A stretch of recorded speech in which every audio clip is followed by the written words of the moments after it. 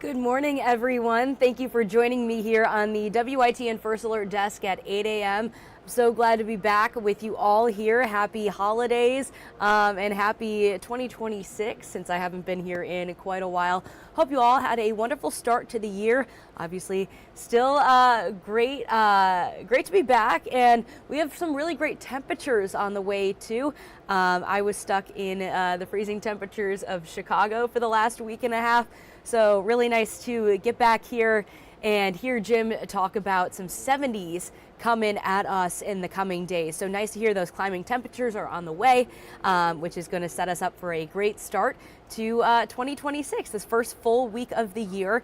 And I'm sure a lot of you are just getting back to work like myself, getting back into the swing of things, the routine. So hopefully you all have a very smooth segue back into work and school and whatnot. Before we get into Jim's forecast, talking about those temperatures, we do have a story in connection to the recent events over the weekend, the U.S. strikes in Venezuela and the capture of a Venezuelan president, Nicholas Maduro, and his wife. Today, Maduro is set to appear in court. He's in New York.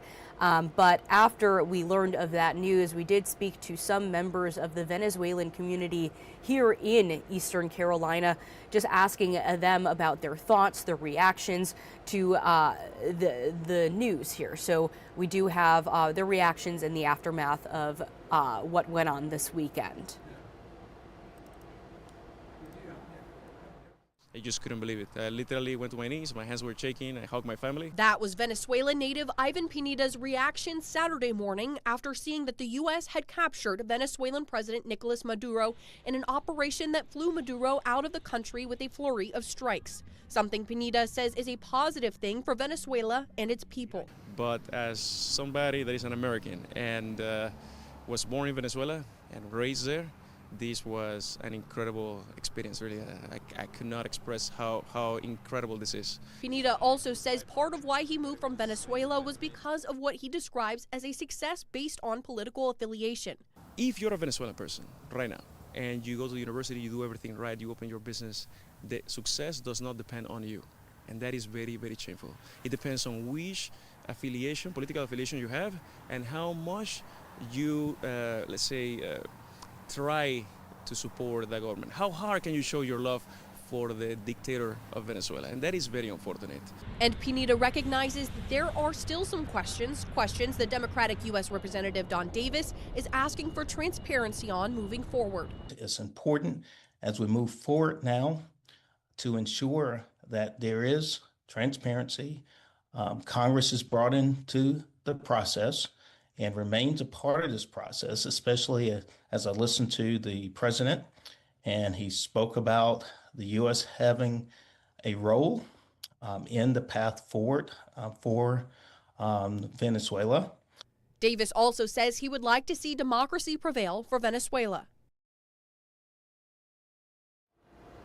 And like I mentioned before we aired this story, President Maduro is expected to appear in court today. He was flown to New York over the weekend after the capture. So we will have the rest of the details as we get them over the course of the day and the next few days as well. So be sure to tune in to WITN on air and online as we get more details. All right, we're going to switch gears, dig into the weather here. Let's do it. Clear skies, cold temps out the door right now. Later, clear skies, cool temps. Cold to cool, AM to PM. I'll take a look at a few live shots. Let me pop one of those up for you. We'll start you off over southern Pitt County. Good morning, Grifton. Air temp at 36. That was near 30 back at sunrise. So that's climbing pretty nicely now under those blue skies. Looks good. And no wind chill biting at you. Frost out there melting away the next hour or so. New Bern 33, sunny degrees. Again, winds, nope, very calm. Washington out on the waterfront. Another gorgeous sunrise shot for you. Flag stretching out a little bit, but there's not a lot of wind. I think we'll stay under 10 on it, generally an east to southeast wind through the day today. There's frost on the rooftops outside the studio. I was just looking across the street, Arlington Boulevard. So frosty windshields we can apply as well inland for the next 30 to 60 minutes as that temp climbs. That goes away. If you're running out to drive, you may have to do a little scraping before you can hit the roads. Satellite radar composite. Clouds, yes. Rain, no. Those clouds are gone, by the way. I just looped that through the overnight. Clouds moved in around midnight. They left an hour or two ago, and they won't come back until probably after midnight tonight. A few more clouds coming in tomorrow as we go through the day. But no rain until maybe Saturday. Air temps, there's all your numbers. The pinkish hue to the north, 20s. The light blue shading to the south, generally 30s to 40 right on the coast of Carteret County, Onslow County, Ocracoke, Hatteras, 41, 42. And then Manio showing freezing right now. And again, visibility's good. Tomorrow morning, watching for a little fog to start our Tuesday. Winds, the anemometer is not picking up much. 5-ish around the Albemarle Sound, a little northeast flow. And again, that'll kind of kick around more to the southeast this afternoon. The temperatures you see on that graphic, that's money. I mean, that's right where we should be this time of the year. All right, if you were thinking feels like it typically should, you're right. Yeah, 58, 57 later today, 60 down near the coast, a little warmer down there. You can see those highs headed on up. That 58 today near normal, and then above normal temps tomorrow, Wednesday, Thursday, Friday, and Saturday. The temp curve peaks on Friday and Saturday, mid-70s. Now, Saturday to Sunday, I go down 20 degrees. Shifting is possible here, either a little forward or back. Right now, I do think we'll hit mid-70s Saturday. Cold front's coming Saturday. If it arrives a little early, I may have to trim that 75 down a bit, but I think we're going to get there based on the data I dug into this morning. So enjoy the party getting going the next several days on those above normal temps.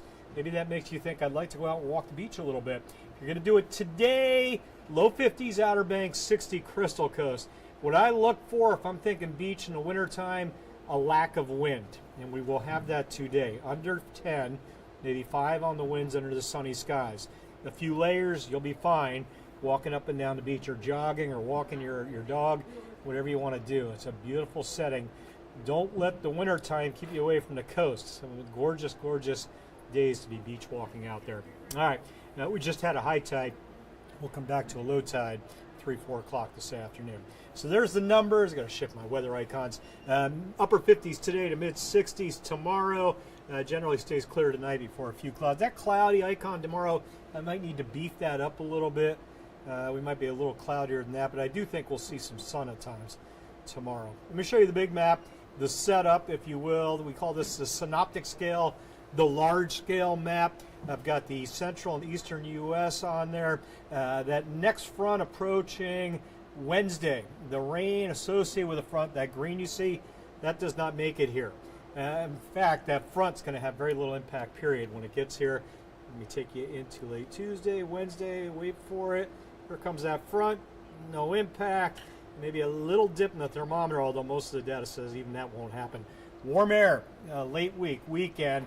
That rain on the map right there on Friday, that's potentially a few of our showers on Saturday. Right now, I'm not seeing a ton of rain Saturday. If that front slows down or a wave of low pressure develops on it, we'll end up a little wetter. But right now, I think some scattered afternoon showers into the evening. Take the mid-70s, bring them down to the mid-50s. And then Monday, it's back to full sunshine and back to chilly. Highs in the upper 40s. 8 days from now, the big story, the next several days, climbing temps.